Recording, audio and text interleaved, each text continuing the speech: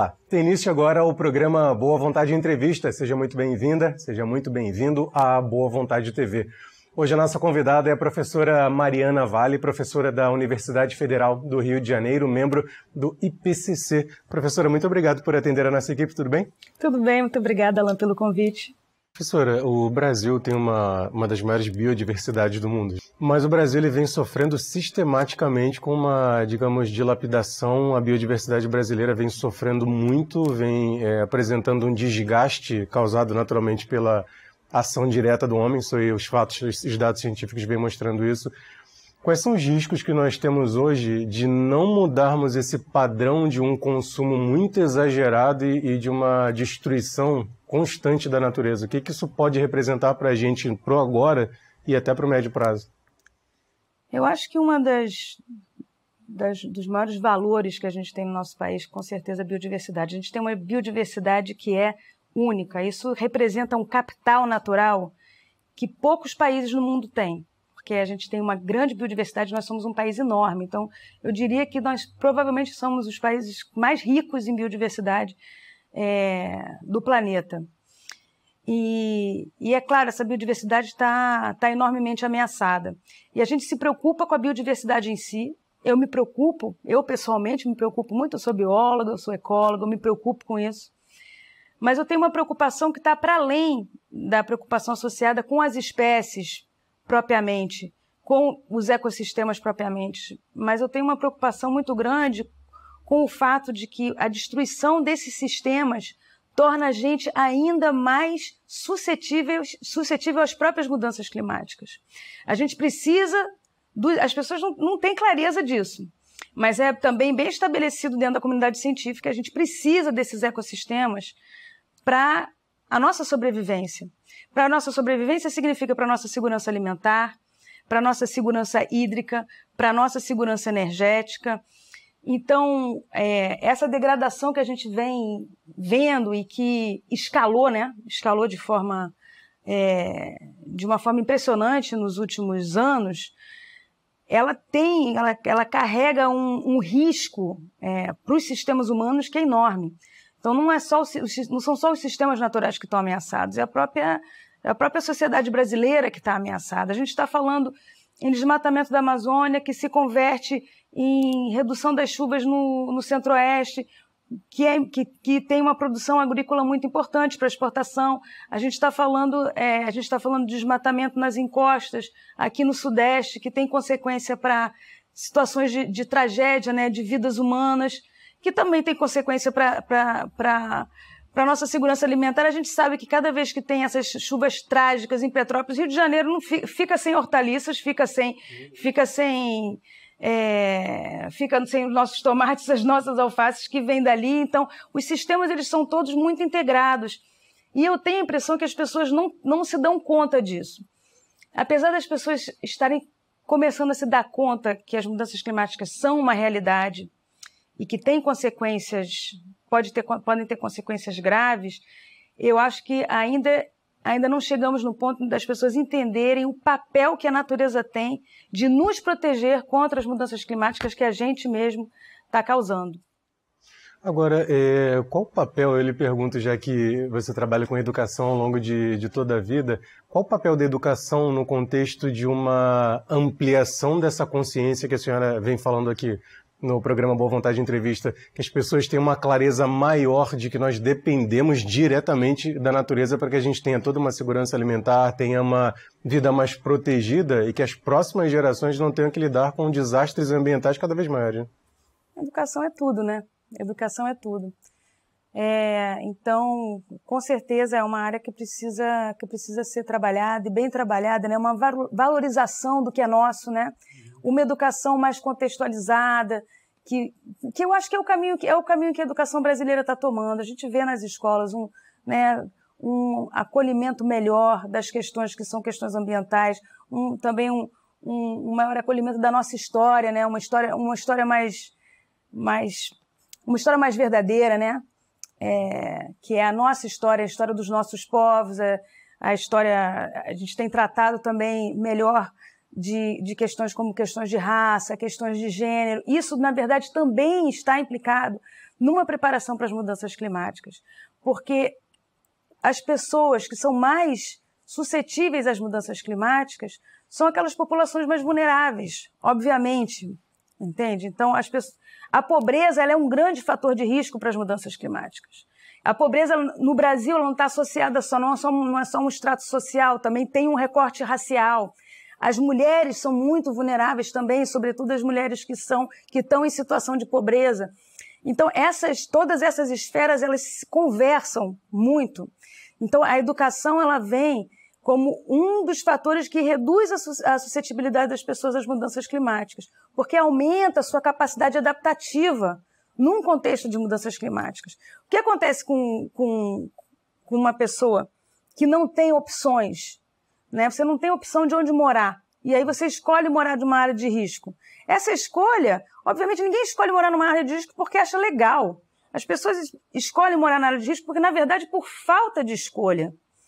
Então, a educação, o acesso à saúde são dois fatores muito importantes para reduzir a vulnerabilidade e também, sobretudo, atacar a desigualdade, né?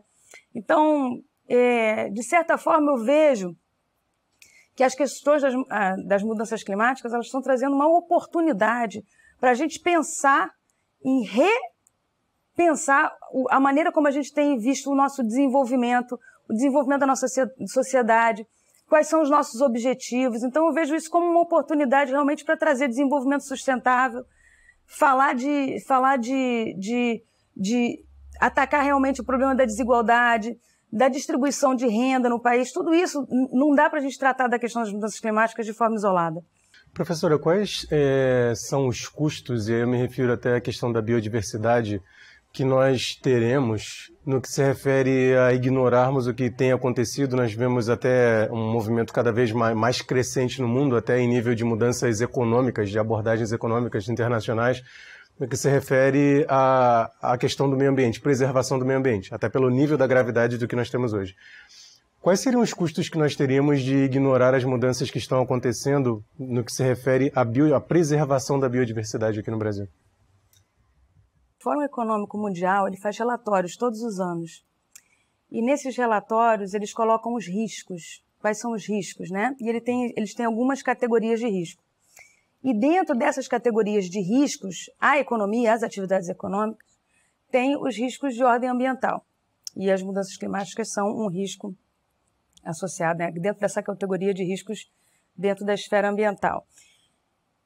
E o Fórum Econômico Mundial, a cada relatório tem assim, a prevalência de riscos para determinados setores da economia associados a problemas ambientais tem sido cada vez maior. Então, na verdade, o que a gente está falando aqui é de um risco econômico muito grande.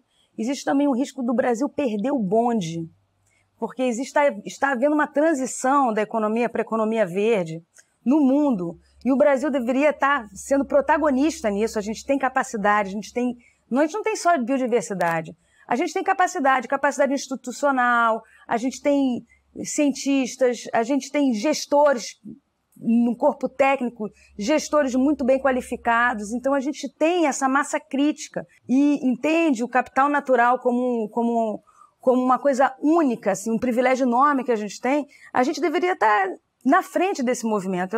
Eu realmente temo que a gente perca o bonde, porque, na verdade, como eu disse, é uma oportunidade. É uma oportunidade que a gente está vendo, na verdade, quase uma revolução em termos de mudanças de atitude e novas tecnologias. Essa é a porta para o futuro.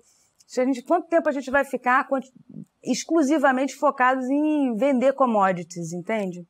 Professora, eu vou chamar um breve intervalo nessa nossa conversa aqui no programa Boa Vontade Entrevista, deixando o convite a você que nos acompanha. Permaneça conosco, voltaremos em instantes.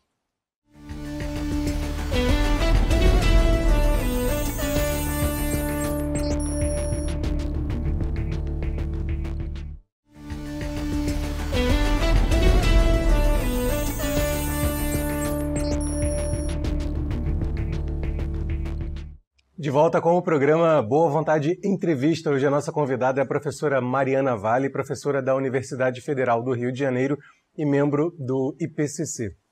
Uma coisa que nós observamos é quando nós tratamos sobre mudanças climáticas, nós não podemos olhar, por exemplo, o Brasil como um ator importante que é no cenário internacional, mas isoladamente. Nós temos que tratar todo um contexto internacional, e eu volto até no aspecto que a senhora falava agora há pouco, porque existem grandes produtores, por exemplo, de poluição, e players internacionais importantes na economia.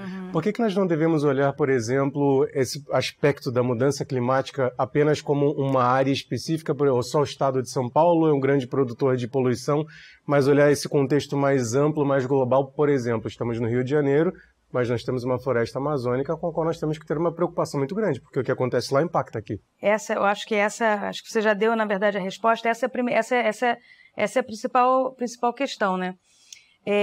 Mas, ao mesmo tempo, também é importante focar nas principais fontes de emissão, por exemplo, né? Então, existem países que são grandes emissores. Então, a participação e o comprometimento deles é crucial. Vai fazer uma diferença enorme, né? E a mesma coisa acontece em âmbito nacional. É claro que o Brasil ele sempre teve um perfil de emissão de gases de efeito estufa de um país em desenvolvimento. Qual é esse perfil? A nossa grande emissão vem de desmatamento, que é uma atividade econômica assim, muito básica, né? A gente não pode se comparar, por exemplo, com China, com Europa, cuja emissão vem de processos industriais, entendeu? Então, quando a gente chegou no momento em que a gente conseguiu controlar o desmatamento, a gente diminuiu nossas emissões enormemente. E a gente se viu com o desafio de começar a atacar outros setores da economia que dependem de soluções mais técnicas. Mas quando a gente fala das emissões que vêm da agricultura, das emissões que vêm da produção industrial, das emissões que vêm do setor de transporte, das emissões que vêm das cidades, as soluções elas são necessariamente técnicas. E é nisso que a ciência tem, com certeza, muito a contribuir. No Brasil hoje, nós temos espécies que estão em risco de entrar no mesmo processo de extinção, e qual seria o custo que nós teríamos até mesmo social e da nossa biodiversidade se isso acontecer? No Brasil, o que a gente tem são sistemas, espécies associadas com sistemas que a gente conhece, que estão muito ameaçados. Então, as espécies que são, por exemplo, endêmicas de ilhas, tem espécies que só existem, por exemplo, em Fernando de Noronha, espécies de aves. São espécies que a gente considera que são muito suscetíveis às mudanças climáticas. As espécies associadas a recifes de coral, também muito suscetíveis às mudanças climáticas. Espécies associadas a topo de montanha, também são espécies tanto de plantas quanto de aves ou mamíferos, que são assim exclusivas de topo de montanha, também são espécies que são particularmente suscetíveis às mudanças climáticas. Tem também, por exemplo, uma coisa que as pessoas não reconhecem muito, mas a Caatinga tem muitas espécies que são endêmicas de peixes, que só ocorrem em rios, 70% dos peixes. Então, uma coisa que é pouco reconhecida é o grau de endemismo de peixes de água doce na Caatinga. Então, tem muitas espécies endêmicas, ou seja, você só encontra naqueles rios. Então, o que vai acontecer com essas espécies se os rios secarem, como a gente está vendo, né? Um recrudescimento das secas no Nordeste, também ameaçadas, né? Então, não poderia apontar uma espécie específica, mas aquelas que estão associadas a sistemas que estão sobre grande pressão. Professora, como é que a senhora observa como cientista, como pesquisadora que naturalmente espera uma velocidade maior na tomada de decisões, no que se refere a um engajamento muito presente das novas gerações, talvez potencializada pelas mídias sociais? A velocidade da informação hoje é muito instantânea. Qual a importância dessas novas gerações, dos jovens estarem tão engajados e preocupados e tentando apresentar uma realidade diferente, até adotando postura mesmo no cotidiano da vida deles, de uma maneira muito distinta e criando mobilizações para preservar a natureza? Eu tenho muita fé nessa garotada. E, na verdade, essa geração me dá muita vontade de continuar meu trabalho, né? Com certeza, o trabalho que eu faço de pesquisa em mudanças climáticas e também de engajamento nas questões climáticas passa muito pelo pensar nas próximas gerações, e eu me alimento muito dessa garotada, né? Eu sou professora, eu vejo o engajamento dos meus alunos, eu vejo também o engajamento nas redes sociais e, na verdade, é o que me dá esperança. Eu tenho esperança também que as soluções venham de maneiras mais criativas que a gente ainda não pensou e que essas gerações são capazes de trazer, porque eles são extremamente criativos realmente. Então, porque a gente precisa de alguma coisa de novo, porque a gente está repetindo a mesma coisa há muito tempo. O problema está dado há muito tempo, há 30 anos, fornecendo informações e reafirmando aquilo que a gente já sabia, com mais detalhe, com mais certeza, e as ações não são tomadas, e a emergência chega, a gente já está vendo as consequências das mudanças climáticas e a gente não vê uma resposta na velocidade que a gente precisa. Então, felizmente, eu não sinto nenhuma apatia nessa geração, nenhuma. Muito pelo contrário, eu sinto muita energia vindo, muita energia positiva, muita energia criativa, muita energia inteligente, e eu espero que eles estejam à altura do desafio, eu acredito que sim. Um dos grandes desafios é justamente o fato de que, no que se refere a mudanças globais, principalmente as climáticas, nós temos que ter essa visão a médio e longo prazo. Mudanças que começam hoje, daqui a 40 anos, talvez mais, nós comecemos a perceber, nossa, lá atrás fizemos uma mudança importante que gerou impactos agora. É por isso que nós temos que ter essa visão de emergência climática, não somente mudanças, mas ter uma emergência, porque é urgente que a gente mude para ter um resultado lá na frente? É uma emergência sem dúvida. É uma emergência sem dúvida. Assim, os relatórios são muito claros em relação a isso. A gente está falando de consequências graves, a gente está falando de vidas humanas, está falando de sistemas naturais únicos, que são caros para a gente, né? A gente tem apreço por esses sistemas, a gente tem apreço também por culturas, por línguas que também podem se perder nesse processo, né? Então, é uma emergência sem dúvida, e é preciso muito comprometimento com as próximas gerações, né? A gente tem que amar os nossos filhos, amar o filho dos outros e pensar, meu Deus, o que vai ser dessa gente, né? Eu acho que passa um pouco também por isso, um comprometimento com a humanidade mesmo, né? Dentro do que nós temos hoje, de todos os levantamentos feitos dentro dos laboratórios, nas pesquisas, nós podemos dizer que a natureza que nós temos hoje será uma natureza distinta quando as novas gerações estiverem, na liderança, no comando das mudanças? É uma natureza que está em estado de mutação veloz? Sim, as novas gerações vão viver um clima diferente, uma natureza diferente, uma humanidade diferente. As coisas estão mudando numa velocidade muito rápida e muitas coisas vão ser perdidas nesse processo. A gente já tem consciência disso. Muita coisa vai ser perdida. Culturas vão ser perdidas, modos de vida serão perdidos, espécies, ecossistemas serão perdidos. Mas ainda assim, muito pode ser salvo. Se a gente tiver consciência do problema e agir, e sobretudo exigir, né? Professora, dentro de tudo isso que nós estamos conversando, é uma pergunta talvez até reflexiva, mas ainda que os desafios sejam grandes, é possível que a gente consiga reverter o quadro que nós temos hoje? Claro que é possível. Se não fosse possível, eu não estaria aqui. Eu não ia dedicar uma carreira a isso, né? Eu acredito que é possível, sim, é possível, porque eu sei que as soluções existem. As soluções, elas existem, elas só precisam ser aplicadas. A gente não está falando de um problema cuja solução a gente desconhece, né? Então, se as soluções existem e se a gente já sabe que é um problema, é possível a gente dar conta. É possível a gente dar conta, sim. Eu tenho muita esperança. Professora, muito obrigado pela sua gentileza, pela atenção e por compartilhar um pouco mais de conhecimento com a nossa audiência. Foi um grande prazer, muito obrigada pelo convite. Nós conversamos no programa Boa Vontade Entrevista de hoje com a professora Mariana Vale, professora da Universidade Federal do Rio de Janeiro, membro do IPCC. A você, é claro, nosso muito obrigado pelo carinho constante da audiência. Siga conosco aqui na Boa Vontade TV.